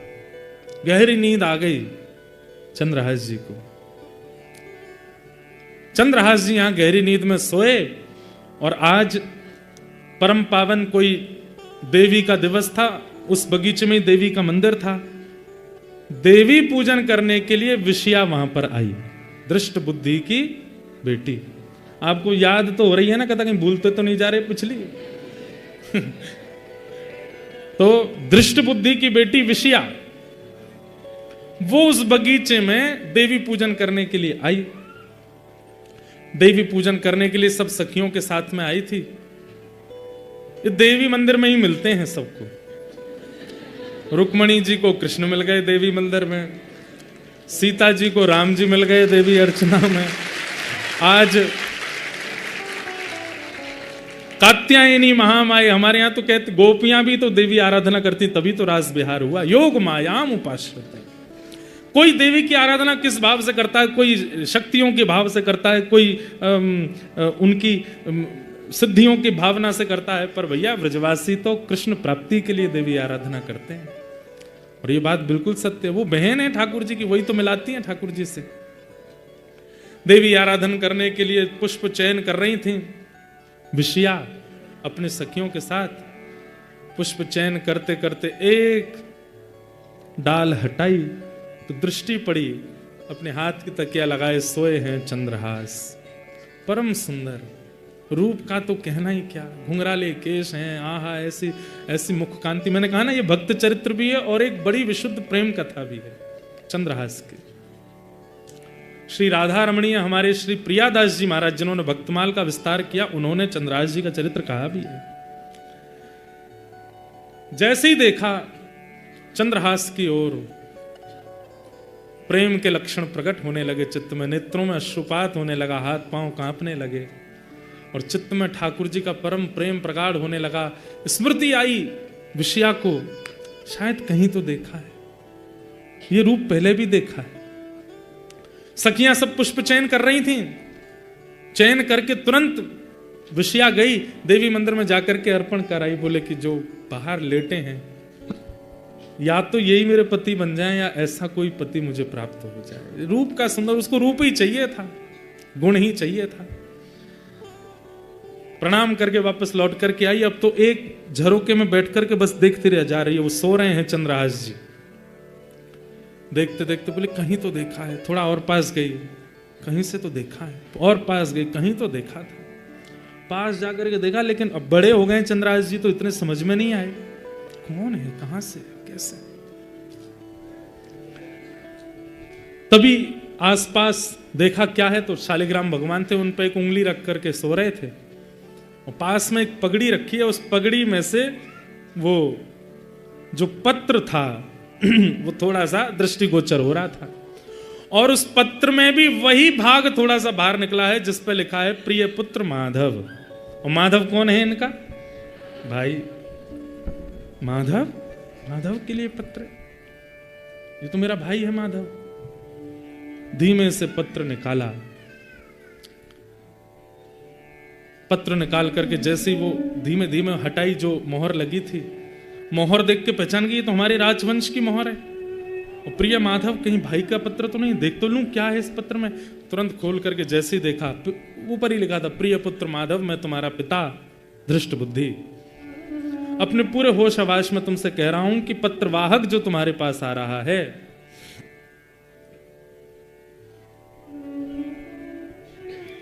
ये तुम्हारा शत्रु है और तुम बिना किसी विचार के, बिना किसी चिंतन के मेरी प्रतीक्षा मत करना, इसको विष दे देना, मेरा प्रतीक्षण मत करना। एक थोड़ी सी सुधार करने वाली बात अभी अभी याद आई। वो भाई का नाम माधव नहीं मदन था। क्या नाम था? मदन। वो क्यों समझ में आई बात? क्योंकि संस्कृत में पत्र लिखा था और उसमें ये भाव, जब विषया पढ़ रही है अपने पिताजी का पत्र, तो प्रिय पुत्र मदन, मैं तुम्हारा पिता दृष्ट बुद्धि पूरा पत्र लिख रहा हूं, इसको ध्यानपूर्वक पढ़ना, मेरी प्रतीक्षा मत करना, इस पत्र को पढ़ करके ऐसे ऐसे कर। तो वो जब पढ़ रही थी तो उन्होंने पहले पत्र की पंक्ति देखते ही सोचा पिताजी गए हैं मेरे लिए वर ढूंढने के लिए, हो सकता है उनको वर मिल गया है और उसी वर के संकेत भाई को भेजा है। तो जहां पर लिखा था कि मदन, ये जो पत्रवाहक आया है तुम्हारा शत्रु है, तो मदन का एक अर्थ होता है कामदेव, और कामदेव यानी कि बहुत सुंदर है कामदेव। उस काम का शत्रु कौन है? उसकी सुंदरता को नष्ट करने वाले श्री कृष्ण हैं। तो मदन का शत्रु मतलब कि भाई कामदेव को भी लज्जित करने वाला जो ये पत्रवाहक सुंदर आया है, इसको तुम विष प्रदान कर देना, बिना मेरा चिंतन किए, बिना मेरी प्रतीक्षा किए इसको विष दे देना। तो विषया ने सोचा ये पिताजी ने पत्र लिखा है भैया को बताने के लिए कि जो पत्रवाहक है ये मेरे लिए सुंदर वर है, जिसकी सुंदरता कामदेव को भी लज्जित करने वाली, और है ही इतने सुंदर हैं। पर जल्दी जल्दी में पिताजी ने विषया की जगह विष लिख दिया है। विष दे देना।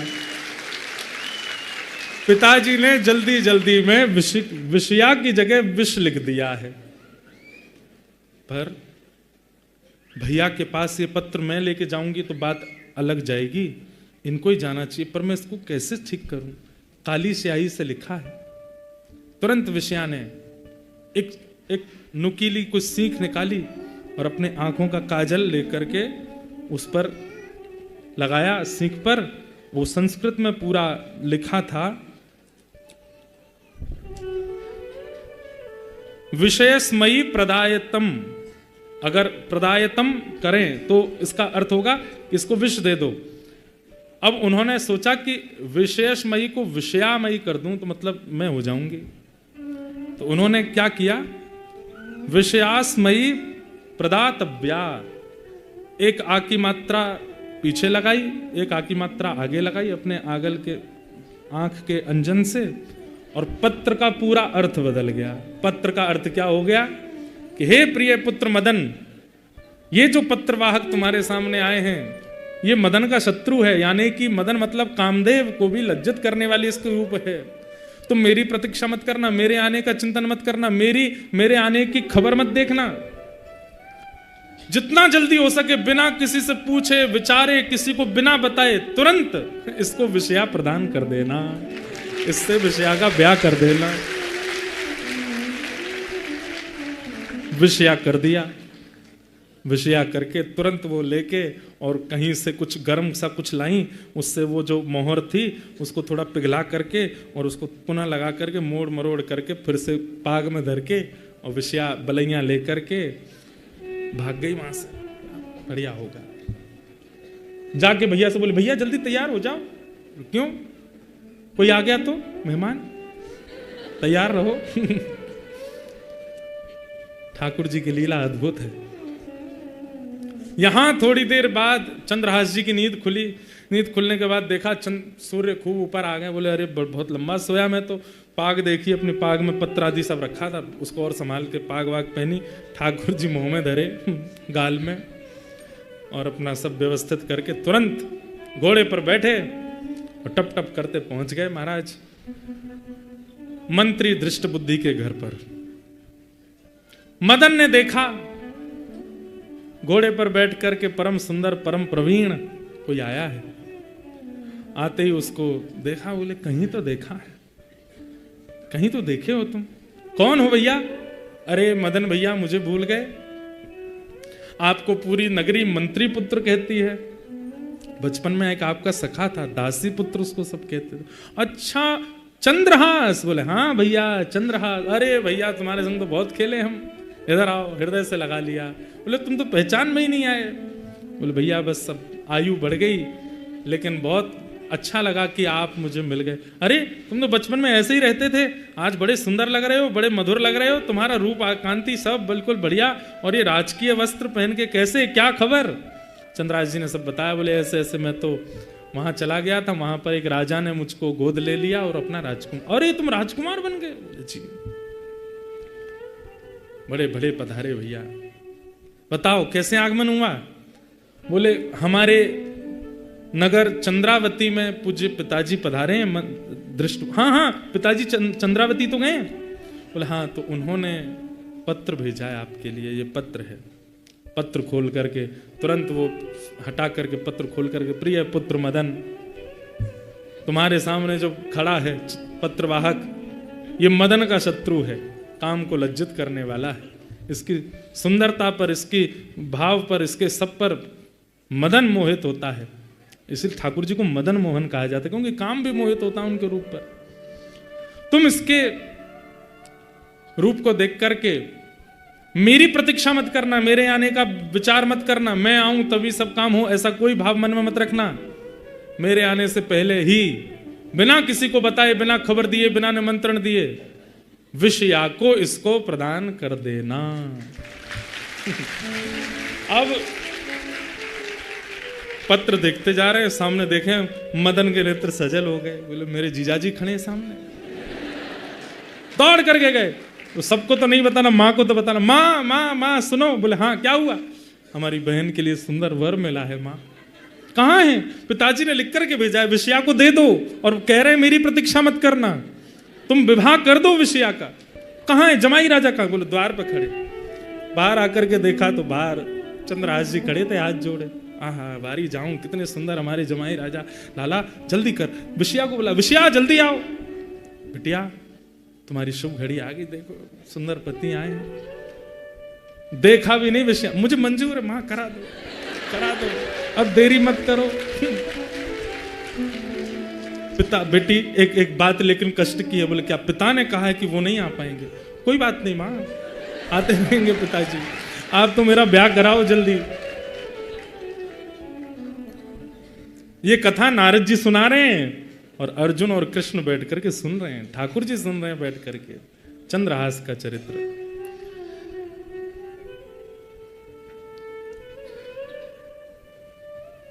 अब देखो संयोग कैसे बनते हैं। बेटा किसी को तो नहीं बताना, मैं हूं, तुम हो और विषया है और जमाई जी हैं, बस हम में ब्याह कर लेंगे, लेकिन ब्याह पढ़ाने वाले पंडित जी तो चाहिए। जाओ कोई पंडित जी को बुला लाओ। अब ये मदन जैसे ही निकल रहा था घर से, इतने में गालव ऋषि आ गए सामने, जो कह के गए थे कि इनका ब्याह होगा। हे ऋषिवर, बोले जी मेरी पुत्री की कुंडली देख करके बता दीजिए, उसका ब्याह नक्षत्र कौन सा, जल्दी करना है, जितना जल्दी हो सके करना है। पिताजी ने आज्ञा करी है, जितना जल्दी हो सके विषया दे दो। गालव ऋषि भीतर आए, मंद मंद मुस्कुरा रहे थे, सब जानते तो थे ही। कुंडली देख करके बोले हमारी बात सुनिएगा ध्यान से। माता जी बोले हाँ बताइए। बोले आपकी पुत्री, इसका ब्याह अगले एक घड़ी के अंदर नहीं हुआ, अगर 24 मिनट के अंदर नहीं हुआ तो आगामी 24 वर्ष तक इसके लिए वर नहीं मिलेगा। एक घड़ी के अंदर इसका ब्याह होना चाहिए। अब मदन बोला 24 मिनट में ब्याह कैसे? अरे तुम धृष्ट बुद्धि मंत्री के पुत्र, तुमको क्या देर लगे? मैं बस नाम बोलता जाऊंगा, सामग्री देते जाना मुझको, मैं कराता हूं ब्याह। मुख्य मुख्य विधि होंगी। कौन कौन सी मुख्य विधि होंगी? बोले सिंदूर दान होगा, 4 सप्तपदी बोलते हैं, होते 4 ही हैं, 4 फेरे पड़ेंगे, और क्या कहते हैं गठबंधन होगा, गठजोड़ा होगा। और अब पिताजी तो है नहीं, तो माताजी एक हाथ से माँ बन के एक हाथ से पिता बन के दोनों को आशीर्वाद दे देंगे। मैं ऋषि हूं, मैं दोनों को आशीष दे दूंगा, अग्नि प्रज्वलित होगी। और अब देखो तुम समय गवा रहे हो, धृष्ट बुद्धि के पुत्र मदन, तुम तो केवल लगे रहो, मैं सामग्री मांगू देते जाना, आप लगिए। पिताजी तुरंत कहा विषया जिन वस्त्रों में हो उनमें ही आ जाओ। विषया बोली मैं पहले ही तैयार बैठी थी, तो मुझे पता था होना है। यहां चंद्रहास जी महाराज बोले मैं तो ऐसे ही आया हूं, माता पिता मेरे नए नए बने हैं, उनको तो बता दो। कोई नहीं बताना, बैठो। मुझे नहीं पता था कि दृष्ट बुद्धि मुझसे इतना प्रेम करते हैं कि पत्र में लिख के भेज देंगे ब्याह कर दो। गालव ऋषि बड़े प्रसन्न हैं। यहां ठाकुर जी और अर्जुन बड़े उछल उछल करके आनंद कर रहे हैं। नारद जी कथा सुना, वाह जय हो, आनंद आ गए, आनंद आ गए। अर्जुन बोले आनंद क्या, इस सब रचना तो आपकी है, खुद ही खुश हो रहे हो सुन सुन के। गालव ऋषि बोलते जा रहे हैं, मंत्र पढ़ते जा रहे हैं। हाँ अब भाई सुपारी लाओ। एक हाथ से लेता है, दूसरे हाथ से देता है मदन, लेते जाओ आप। अक्षत लीजिए, रोली लीजिए, चावल लीजिए, ये डलवाओ वो डलवाओ। और महाराज 4 पदी हो गई, सिंदूर दान हो गया, गठ जोड़ा कर दो। दोनों के गठबंधन जोड़ा कर दिए, जयमाल आदि जो भी करनी सब हो गई। माता जी खड़ी हो जाएं, इनके चरण स्पर्श कर लो, अब ऋषि के आशीर्वाद ले लो। बोले देखो मैं पहले नहीं बताया क्योंकि विलंब हो जाता, पर अब जिस घड़ी में तुम्हारी बहन का ब्याह हुआ है, तुम्हारे बहन अब सदा सर्वदा के लिए इसका सुहाग अजर रहेगा। ये जो तुम्हारे जीजा जी हैं ना, ये मृत्यु को प्राप्त नहीं होंगे। बोले ऐसे कैसे मृत्यु को प्राप्त नहीं हो? तो तुमको क्या करना है, ऐसे कैसे? नहीं होंगे तो नहीं होंगे, नहीं होने चाहिए। तुम्हारी बहन सदा सुहागन बनी रहे। और दूसरी बात, अभी तो ये दूसरे देश के राजकुमार हैं, परंतु भविष्य में जिस नगर के तुम मंत्री के पुत्र हो, ये वहीं के राजा बनेंगे। ये इसी नगर के एक दिन राजा बनेंगे। ठाकुर जी कैसी लीला करते। हमारा गिरधर लाल हारो नचायो नाचू, मारा हारो नचायो, हो मैं तो थारो नचायो नाचू, मैं तो हो मैं तो थारो नचायो नाचू, मैं तो गाइए। ओ मारा गिरधर लाल थारो नचायो नाचू रे, मारा गिरधर लाल।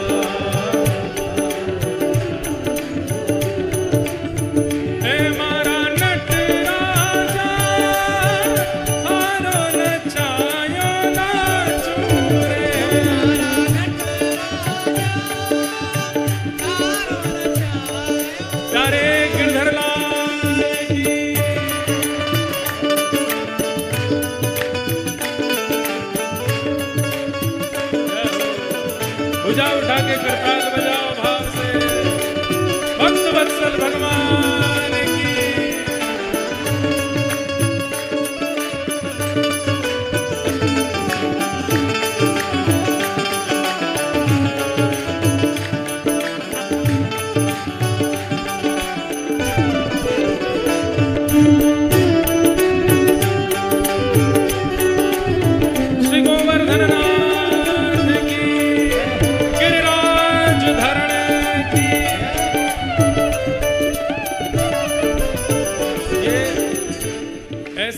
बन गई ना बंधुओं, तो हम ही चंद्रहास हैं। थारे घर में रहूं निरंतर, थारी ही हाट चलाऊं। थारे घर में रहूं निरंतर, थारी हाट चलाऊं। हमारा घर नहीं है, आज से अपने घर को नाम बदल दो, स्वीटीज होम आदि आदि जो भी लिख रहे हो, स्वीट होम, सब बदलो। क्या नाम है घर का? बोले श्री जी निवास, राधा रमण निवास, श्री राधा वल्लभ जी निवास। और केवल बाहर लिखना नहीं है, मानना भी है कि उन्हीं का ही है, हम तो यहाँ किराए पे रह रहे हैं। थारे घर में रहूं निरंतर, थारी ही हाट चलाऊं।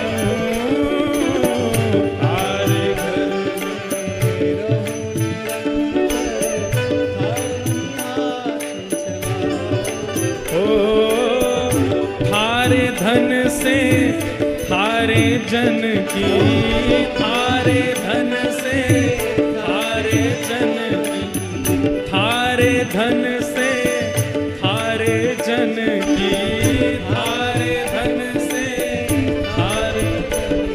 मैं सेवा टहल बढ़ाऊं बढ़ाऊं, मारा गिरधर लाल, थारो न जायो नाचूं।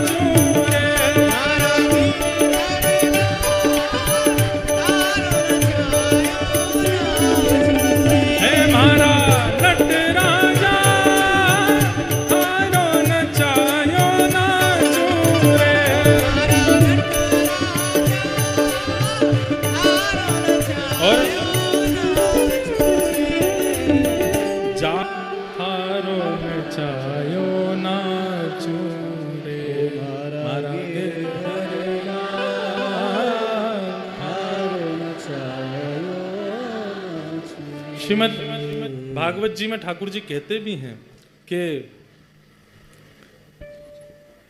संसार के लोग कठपुतली की तरह हैं। हमें लगता है कि वो रो रहा है, वो हंस रहा है, वो अमीर हो गया, वो गरीब हो गया, वो श्रेष्ठ हो गया, वो अश्रेष्ठ हो गया। पर वास्तविकता है कि ठाकुर जी सबको नचा रहे हैं। पर कठपुतली जैसे उंगली चलावे नचाने वाला, वैसे नाचती रहे तो कठपुतली अच्छी है। पर ठाकुर जी उंगली घुमा रहे हैं और कठपुतली अपनी तरीके से चले तो ठाकुर जी फिर धागा तोड़ देते हैं, तो अपने आप ही रह ले। तो ये नहीं करना है। ठाकुर जी अगर चाह रहे हैं कछु करनो, कछु बिगाड़नो, कछु सवारनो, तो करन दो। अपनी बुद्धि विवेक से उस स्थिति में कैसे बचा जाए, ये सब प्रयास सबको करना चाहिए, पर बहुत हाथ पैर नहीं मारने चाहिए। कई लोग जीवन की विषम परिस्थितियों में इतने व्याकुल हो जाते हैं, इतने ज्यादा व्याकुल हो जाते हैं, वो कोई तरीका नहीं छोड़ते उस परिस्थिति से निकलने का। मंत्रियों को फोन करो, इसको फोन करो, बाबा जी के पास जाओ, वहां पर नारियल बांधे आओ, वहां पर धागा बांधे आओ। कहां तक कहें, अपने अपने संप्रदाय मजहबों को छोड़ के दूसरों के यहाँ भी चले जाते हैं। कैसे भी इस स्थिति से निकले बाहर नहीं। फिर ठाकुर जी कठपुतली से अपना धागा तोड़ देते हैं। तो फिर ठीक है, तू अपने आप ही कर जो तो को करनो।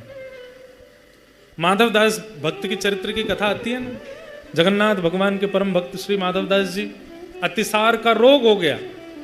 जगन्नाथ महाप्रभु सेवा करने के लिए पधारे तो बोले, ठाकुर जी आप सेवा कर रहे हो, रोग दूर कर दो मेरा। आप मेरे मैले कुचैले वस्त्रों को साफ कर रहे हो, मैं मलमूत्र का त्याग बिस्तर पर कर रहा हूं, उसको साफ कर रहे हो, मेरा रोग ठीक क्यों नहीं कर देते? ठाकुर जी बोले, माधवदास ये प्रारब्ध जन्य भोग है जो तुम भोग रहे हो, ना जाने कौन से जन्म का है। और अगर तुम इसको नहीं भोगोगे, अगर मैं इसको अभी समाप्त कर दूंगा, मैं इसको यहीं पर विश्राम दे दूंगा, तो ये जो शेष भोग रह जाएगा, जो तुम नहीं भोगोगे, उसको भोगने के लिए तुम्हें फिर से आना पड़ेगा। भीष्म पितामह बाणों की सैया पर लेटे हैं, भगवान श्री कृष्ण सामने खड़े हैं। ठाकुर जी से भीष्म पितामह का इतना सम्मान ठाकुर जी करते हैं, इतना आदर भगवान करते हैं। बाणों की सैया पर लेटे भीष्म पितामह ठाकुर जी से कह रहे हैं, नाथ मुझसे भी ज्यादा पापी, मुझसे भी ज्यादा दुष्ट लोग थे महाभारत युद्ध में, पर उनको एक एक बाण लगा, और मेरे जैसा ब्रह्मचारी मैं, त्रिकाल संध्या करने वाला मैं, आप में इतनी निष्ठा रखने वाला मैं, आज तक धर्माचरण करने वाला मैं, मेरी जैसी दर्द भरी मृत्यु पूरे महाभारत में किसी की नहीं हुई। क्यों? मुझे अपने 100 जन्मों का याद है, मैंने कुछ गलत नहीं किया। भगवान बोले 100 ही जन्म होते हैं। कितने जन्मों का याद है? 100 जन्म। 101वां याद है? भीष्म पितामह बोले तो मतलब क्या मैं 101वें जन्म का भोग रहा हूं? भगवान बोले और नहीं तो क्या। भीष्म पितामह बोले जय हो भगवान, आपकी लीला आप ही जानो। कई बार हमको लगता है व्यसन करने वाले, मांस खाने वाले, उल्टे सीधे काम करने वाले हर दिन नई नई ऊंचाइयों को प्राप्त करते जा रहे हैं, और हम नित्य भजन करने वाले, नित्य ठाकुर जी की आराधना करने, एकादशी व्रत करने वाले, हम इतने नियम से, हर दिन एक कष्ट आ जाता है सामने। कई लोग, उनके चित्त में तो अविश्वास आ जाता है इस भाव से कि महाराज भक्ति करने वालों को कष्ट ज्यादा देते हैं ठाकुर जी। नहीं, क्या होता है सुनो।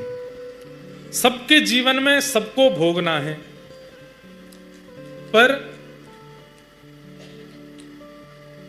जब व्यक्ति भजन करने लगता है, नाम जप करने लगता है, कथा सुनने लगता है, तिलक स्वरूप धारण करने लगता है, ठाकुर जी सेवा करने लगता है, तो ठाकुर जी फिर कहते हैं अब ये भक्त है गयो, अब क्या करें, इसको जितने जन्मों में कष्ट भोगना है सब एक साथ भोगवा दो, एक बार में ही भोगवा दो, एक के बाद एक, एक के बाद एक के बाद सब दो, सब खत्म कर दे बेटा, एक बार में ही सब निकल जा सबसे बाहर।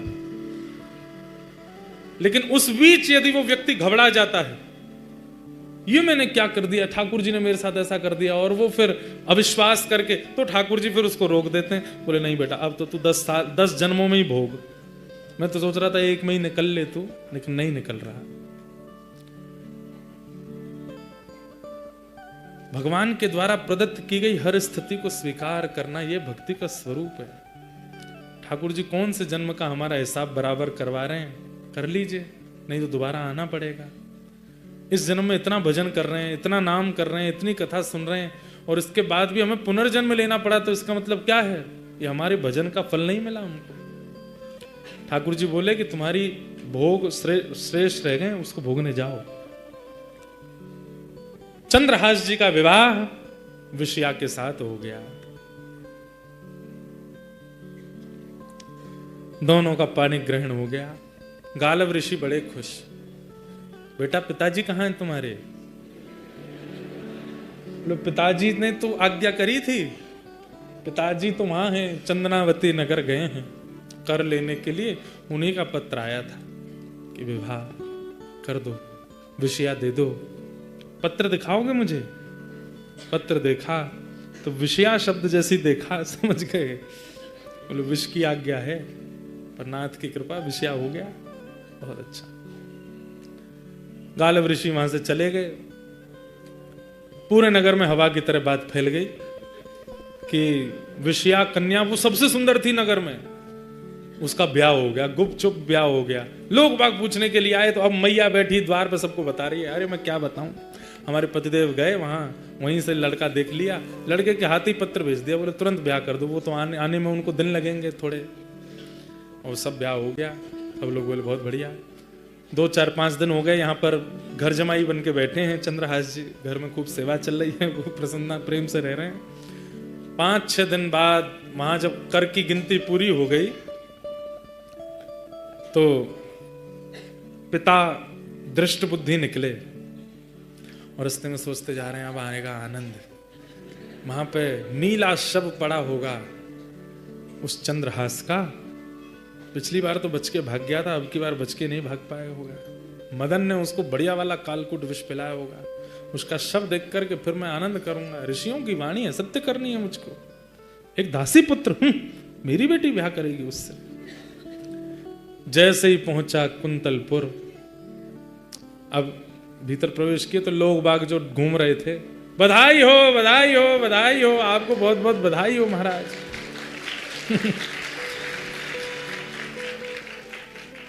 काय बात की बधाई? क्या हुआ भैया, तुम सब लोग बधाई क्यों दे? अरे क्या सुंदर वर भेजा आपने विषया के लिए। हम तो बचपन से सोचते थे इतनी सुंदर है विषया, उसके लिए सुंदर वर कैसे मिलेगा? दृष्ट बुद्धि जी को इतना सुंदर वर तो नहीं मिल सकता, पर आपने भी बिल्कुल ये समझिए नहेले पर दहला दिया। और आपने बहुत अच्छा किया जो आपने ये कह दिया कि मेरी प्रतीक्षा मत करना। सुन करके दृष्ट बुद्धि बोले, सब क्या बोल रहे हो? सब जगह सब बधाई बधाई देते जाएं। मंत्री जी तुरंत पहुंचे, द्वार पर देखा तो पत्नी खड़ी है, हाथ में थाल लिए, बेटा मदन खड़ा है माला लिए, सब सेना खड़ी है, महामंत्री हैं, विषया खड़ी है, और विषया के बगल में चंद्रहास खड़े खड़े मुस्कुरा रहे हैं। दृष्ट बुद्धि पहुंचे, तुरंत रथ से उतरे, बेटा इधर, तूने पत्र नहीं पढ़ा था क्या? पिताजी आप क्यों इतनी, भीतर तो आइए। माला पहनाई और चरण वरण धोए, बढ़िया सब व्यवस्थित किया, भीतर चलिए ना। चंद्रहास को देख रहे हैं, बोले थोड़ा दूर खड़ा हो विषया से। अंदर गए, अंदर जाकर के बोले, तूने पत्र नहीं पढ़ा था, मैंने तुझे पत्र भेजा था। ए चंद्रहास, तुमने इसको पत्र नहीं दिया? मैंने दिया, उसी की तो कृपा हुई सब। पत्र दिया, क्या किया तुमने उस पत्र का? पिताजी जैसा आपने कहा था वैसा मैंने किया।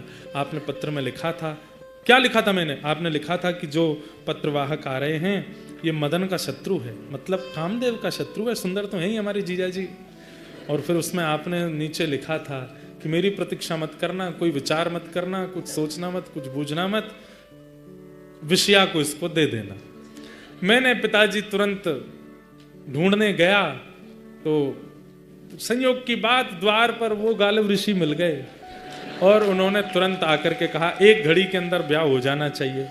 24 मिनट के अंदर अंदर तो हमारी बहन ब्याह गई और ब्याह हो गया इनका, दोनों की जयमाल हो गई, सिंदूरदान हो गया, सब कुछ हो गया। पिताजी विषया का ब्याह हो गया चंद्रहास से। सुनते ही विषया का ब्याह हो गया, सुनते ही रोने लगे, ये क्या हो गया? मैंने कितना प्रयास किया था बचाने का। अरे मूर्ख, ये तूने क्या कर दिया है? पिताजी मुझे पता है आपको बहुत कष्ट है, मैंने आपकी प्रतीक्षा नहीं की, पर आपने लिखा था कि प्रतीक्षा मत करना, इसीलिए मैंने जल्दीबाजी में सब कर दिया। पिताजी बहुत अच्छे से सब हो गया है, बहुत बढ़िया। हमारी जीजा जी चंदनावती के राजा भी हैं। 4 दिन तक उठा नहीं बिस्तर से दृष्ट बुद्धि, बस सोचता रहा ये मैंने क्या कर दिया, ये कितना बड़ा अपराध हो गया, कितना बड़ा कष्ट मेरे जीवन में आ गया। मेरी सुंदर सुकोमला पुत्री जिसके लिए सर्वस्व मैंने किया, उसका ये भाव हो गया।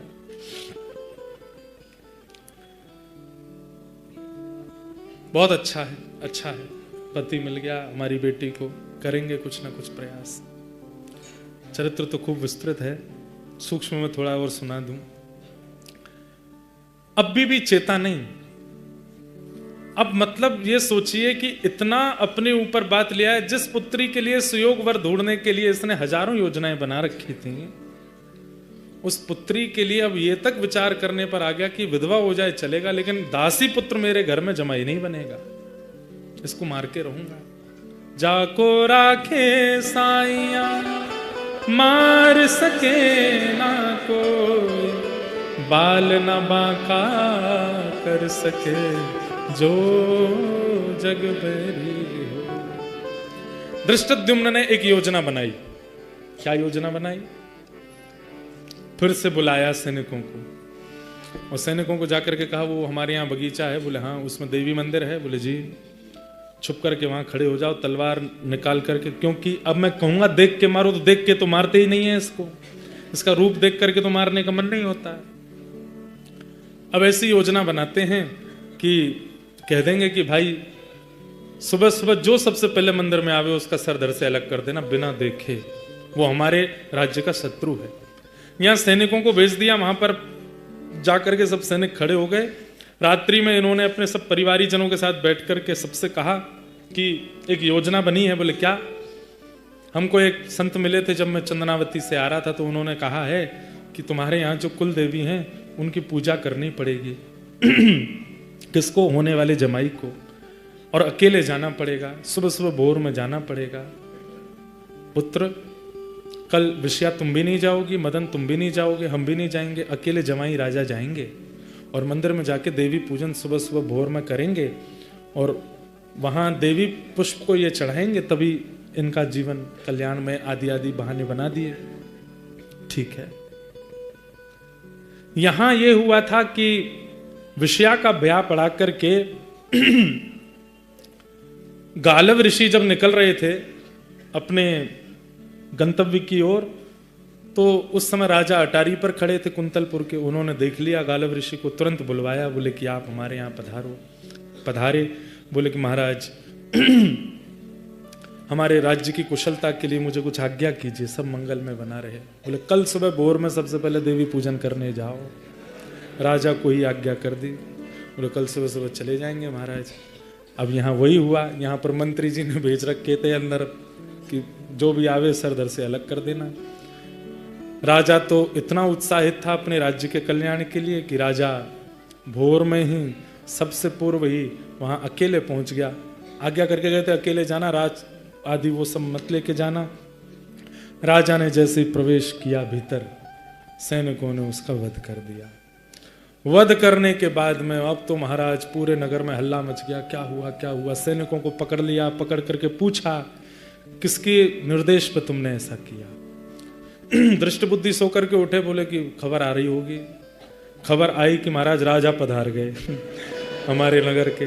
पूछा अरे राजा कैसे चले? मंत्री हूं मैं। तो बोले कि सुबह सुबह देवी पूजन करने गए थे, वहां पे सर धड़ से अलग कर दिया। सिर पकड़ के बैठे, भगवान ये क्या हो गया? ये तो बहुत बड़ा अनर्थ हो गया। सैनिकों से पूछा गया कैसे मारे गए राजा? किसने कहा था तुमको? इशारा कर दिया दृष्ट बुद्धि। दृष्ट बुद्धि को पकड़ लिया, बंदी बना लिया। क्या करें कैसे करें? हमारा देश तो अब राजविहीन हो गया। मंत्री जी को तो बंधक बना लिया, दृष्ट बुद्धि को।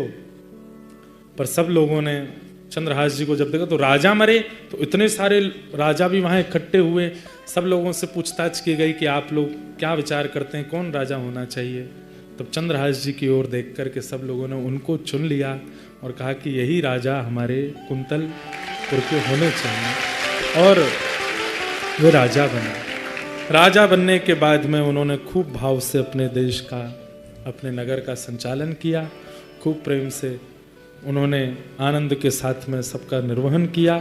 तत्पश्चात आज अर्जुन के घोड़े उन्होंने हरण कर लिए। नारद जी महाराज कथा सुना रहे हैं और कथा सुनाते हुए कह रहे हैं घोड़े हरण करने का कारण कोई और नहीं है, कारण केवल एक है। इतने वर्ष हो गए ठाकुर जी मिले नहीं हैं। तो अर्जुन के घोड़े हैं ये जानकर के उन्होंने बंदी बना लिए, उन्होंने हरण कर लिए कि ठाकुर जी के मित्र हैं, इनके बहाने ठाकुर जी मिल जाएंगे। अर्जुन अब तुम भी यहाँ हो, ठाकुर जी बगल में हैं। ठाकुर जी का हाथ पकड़ करके वहाँ राजभवन में बैठे हैं। चंद्रहास ठाकुर जी से मिलवा दो। अर्जुन ठाकुर जी का हाथ पकड़ करके लेके गए चंद्रहास राजा के यहाँ, और जैसे ही भवन में प्रवेश किया, आहा नील वर्ण की कांति, गौर वर्ण के अर्जुन अपना हाथ में ठाकुर जी को लेकर के आ रहे हैं।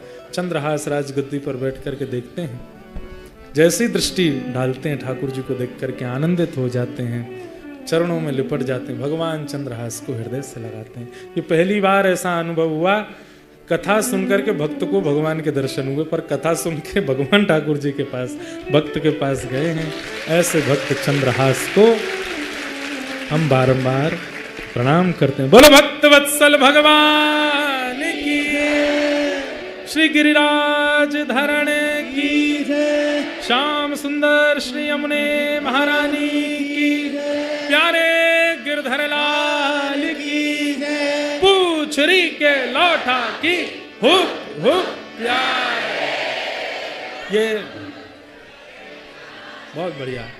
श्री दंडी स्वामी जी महाराज की सिद्ध पीठ की। खूब भाव से आज यह चरित्र पूर्ण हुआ। अभी कम से कम 2 दिन का चरित्र और है, और भी कई लीलाएं बीच में हैं मधुर मधुर। इतनी जल्दी राजा पदवी पर नहीं बैठे, और भी बीच में कई योजनाएं बनाई थी, उन सबको हमने प्रणाम मात्र किया है। श्री दंडी स्वामी महाराज जी के चरणों में यहाँ सेवा करने के लिए आने का मुझे अवसर मिला, ये मेरा परम सौभाग्य है। हमारे मंदिर के जितने भी सेवा अधिकारी हैं, सेवा करने वाले जितने भी वैष्णव हैं, सबको हम अपने हृदय से प्रणाम करते हैं। आपने ये कृपा की।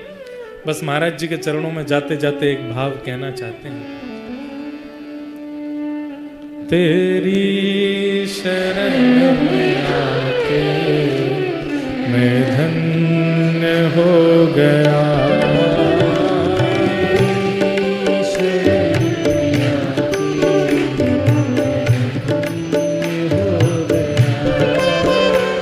तुझको अपना बना के मैं धन्य हो गया।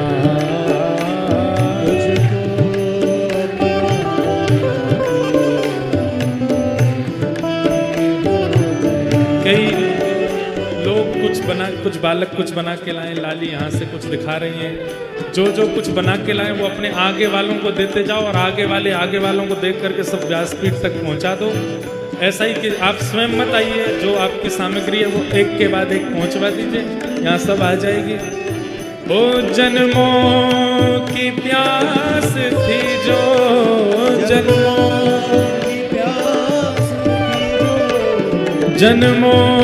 की प्यास थी जो,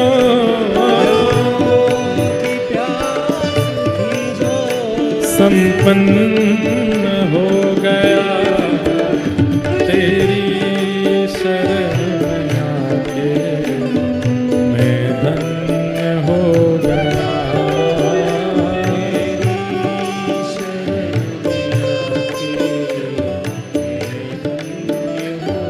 श्री दंडी स्वामी जी महाराज की। सब लोग बैठ जाओ, अभी विराज जाओ, जो खड़े हो गए करताल बजा के गाओ।